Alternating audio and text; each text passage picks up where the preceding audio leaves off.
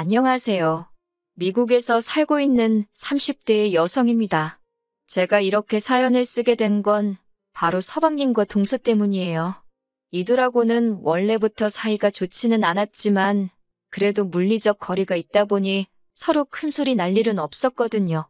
그런데 결국 이렇게 한바탕 하게 되었네요.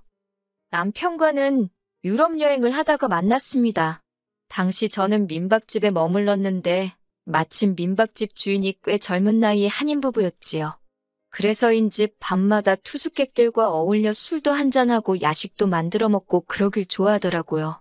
저도 한 이틀 정도를 같이 어울리게 되었는데 남편 역시 그 자리에 있었답니다.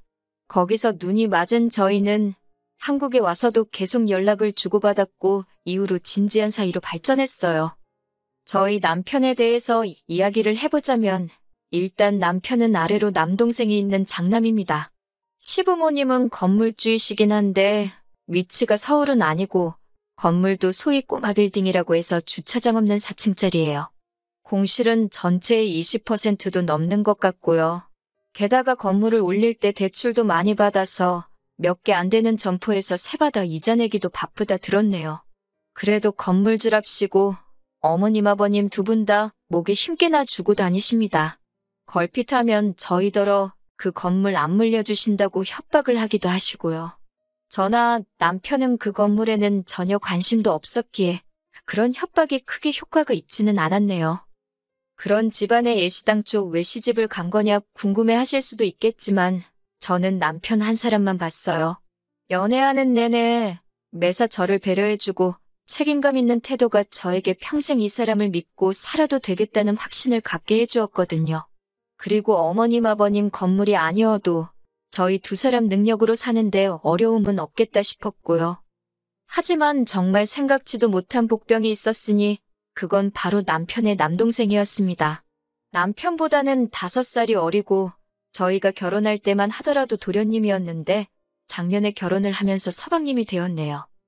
말수적고 차분한 성격의 저희 남편과 달리 서방님은 즉흥적이고 사고를 잘 치고 철이 없습니다. 우여곡절 끝에 전문대까지는 졸업했는데 이후로는 제대로 된 사회생활을 못한 걸로 알아요. 그러다 작년에 동서랑 결혼을 하면서 아버님 어머님이 당신들 건물 1층에 카페를 하나 차려주셨지요. 그나마도 남편 말로는 그 작은 카페에서 아르바이트생을 셋이나 두고 쓴답니다. 서방님이나 동서가 뭘 하는지 모르겠다면 남편이 무척 한심해했는데 저는 우리한테 피해를 주는 것도 아닌데 내버려두라 했네요. 까놓고 우리가 차려준 것도 아닌데 이래라 저래라 해봤자 들어먹지도 않을 테고 서로 기분만 상하게 뻔했으니까요. 서방님은 툭하면 자기 입으로 자기가 명색이 건물주 아들인데 이 정도는 하고 살아야 하지 않겠냐며 이것저것 쓰잘데기 없는 걸 어지간히 사나르기 바빴습니다. 정작 집은 월세였고 아르바이트생들 월급을 제때 못 주는 일도 허다했지만 차는 외제차를 끌고 다녔지요. 동서도 뭐 남의 집 딸을 가지고 제가 이러쿵저러쿵 떠들면 안 되지만 서방님이나 동서나 생각하는 게 비슷하니까 같이 산다 싶어요. 전에 듣기로는 서방님과 결혼하기 전 동서는 피부관리실에서 일을 했던 모양이에요. 그런데 여기에도 어이없는 사연이 있어요. 처음에 저희 시부모님께 인사드리러 왔을 때 자기가 피부과에서 일을 한다고 했다대요. 그러니까 시부모님은 간호사인가 보다 생각을 하셨고 당신들의 백수 아들이 동서에 비해 한참 부족한 것 같아서 부랴부랴 카페를 차려준 거예요. 그런데 알고 보니 피부과도 아니지, 간호사도 아니지, 실망이 이만저만이 아니셨던 모양입니다. 그런데 정작 서방님은 다 알고 있었던 거라며 오해한 시부모님이 이상하단 식으로 몰아갔나 봐요. 결국 시부모님도 그런 서방님의 등살에 못 이겨 누굴 탓하겠냐며 그냥 살라 허락하셨지요. 그런데 시부모님이 별말 안 하고 넘어가서 그런 건지 동서의 시건방이 나날이 심해져 갔습니다. 뿐만 아니라 언젠가부터 제가 만만하게 보였는지 걸핏하면 제가 자기를 무시한다는 소리를 제 험담처럼 하고 다녔더라고요. 저랑 동서랑 시부모님 생신이나 명절 아니면 볼 일도 없었는데 무슨 수로 제가 자기를 어느 틈에 무시를 했겠어요? 그런데 급기야 한 번은 서방님이 전화로 형수보다 한참 어린 여자라며 꼴사납게 질투 좀 하지 말랍니다. 어처구니 없는 소리에 순간 기가 막혀서 말이 다 안 나오대요. 그런데 그때 남편이 지금 뭐라고 짓거린 거냐며 제 전화기를 낚아채 갔습니다.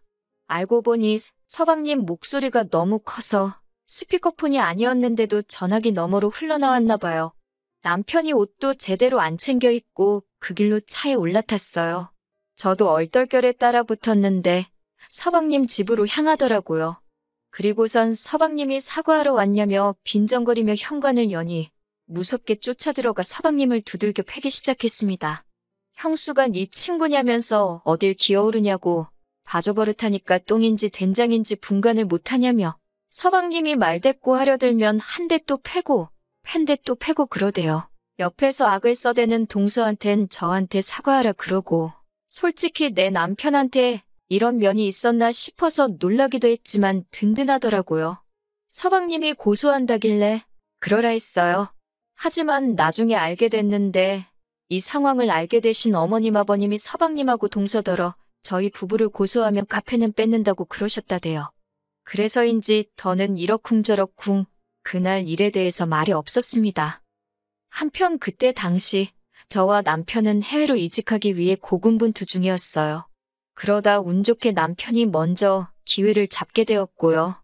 미국에 있는 IT 회사였는데 연봉도 한국에서 받는 것보다 월등히 높았고 영주권도 해준다 하니 거절할 이유가 없었지요. 그렇게 저희는 지금 살고 있는 이곳에 오게 되었네요.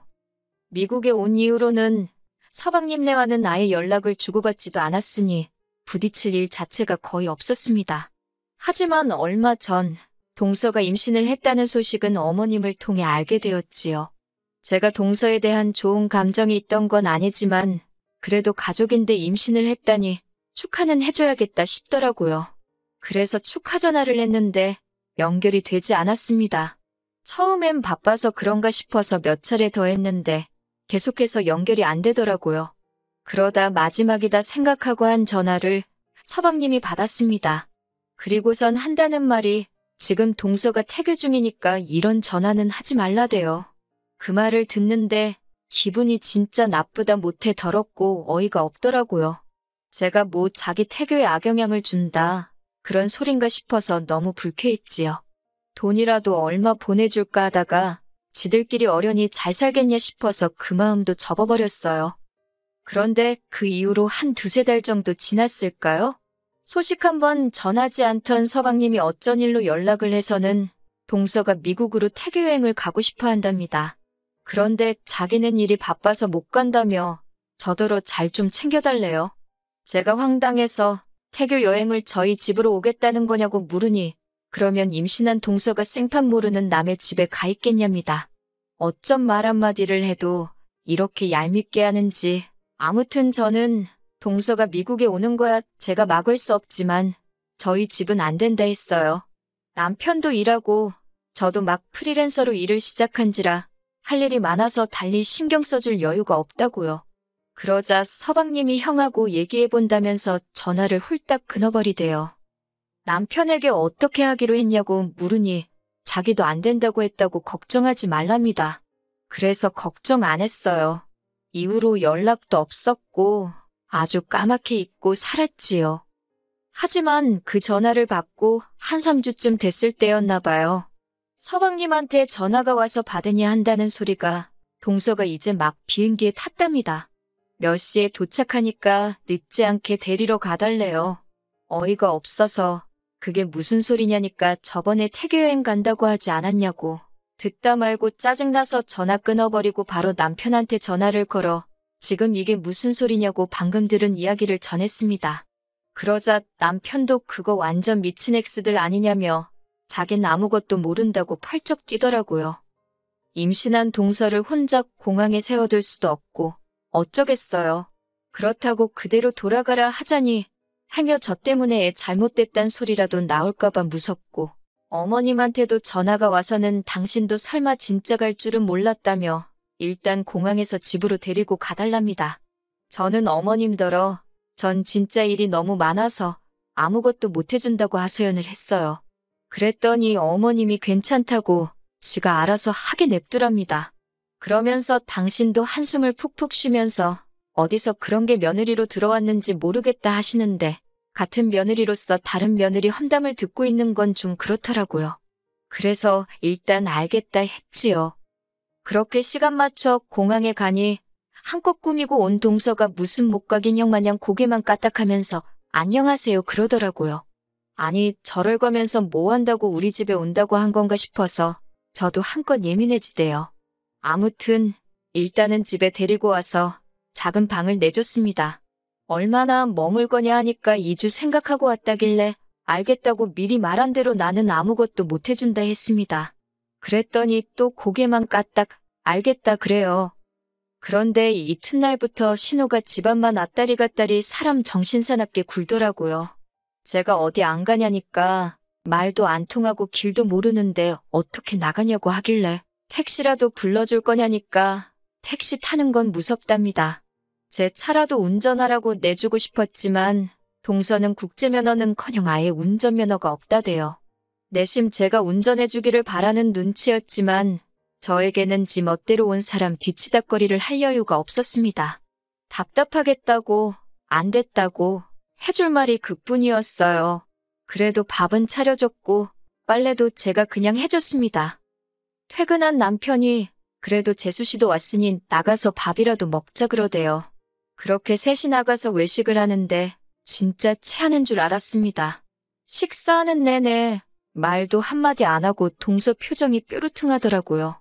왜 그러냐 물으니 그제서야 아무것도 아니에요 하고 한마디 하는데 이럴 거면 진짜 왜 왔나 싶더라니까요.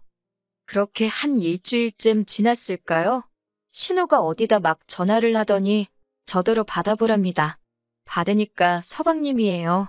서방님이 저더러 지금 임신한 사람 두고서 뭐 하는 거냐입니다. 웬 자다가 봉창 두들기는 소린가 싶어서 뭔 소리냐 하니까 임산부가 있으면 그 사람 배려를 해주는 게 기본 상식 아니냐면서 어떻게 자기 와이프를 데리고 쇼핑 한 번을 안 갈 수가 있냐고 그래요. 어이가 없어서 동서가 애냐고 따졌어요.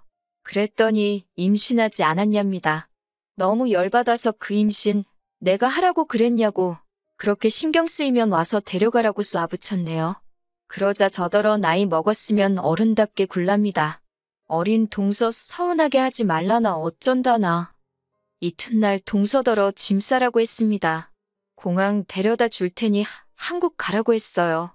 지도 자존심은 있었는지 자기도 그렇지 않아도 돌아가려고 했다면서. 동서가 한국에 도착하고서 얼마나 생난일을 찾는지 서방님한테 또다시 전화가 왔습니다. 사람이 그러는 거 아니라면서 동서나 뱃속의 애한테 무슨 일이라도 생기면 다 제 탓이라나요? 그 소리를 들으니 정말 피가 거꾸로 솟는 기분이 돼요. 제가 서방님 떨어 애시당초 임신한 마누라 미국에 혼자 보내는 네 정신머리가 글러먹은 거라고 네 새끼 잘못되면 정신 빠진 너랑 네 마누라 탓이지 그게 왜 내 탓이냐고 마구잡이로 쏴붙였습니다. 제가 아주 오냐오냐 해주니까 둘 다 눈에 뵈는 게 없는 모양이라고 이따위로 굴거면 나가 되져서도 연락하지 말라 했네요. 그리고 지금까지 연락은 하지 않고 있습니다. 아직 태어나지도 않은 애한테 악담할 생각은 전혀 없지만 부모 될 사람들이 심보가 저런 건 꽤나 걱정이네요. 시부모님은 여자 하나 잘못 들어와서 형제 사이가 이렇게 되었다며 저를 까는 건지 동서를 까는 건지 알 수 없는 소리만 계속 하시는데 속 편하게 못 알아듣는 척 그렇게 지내고 있어요.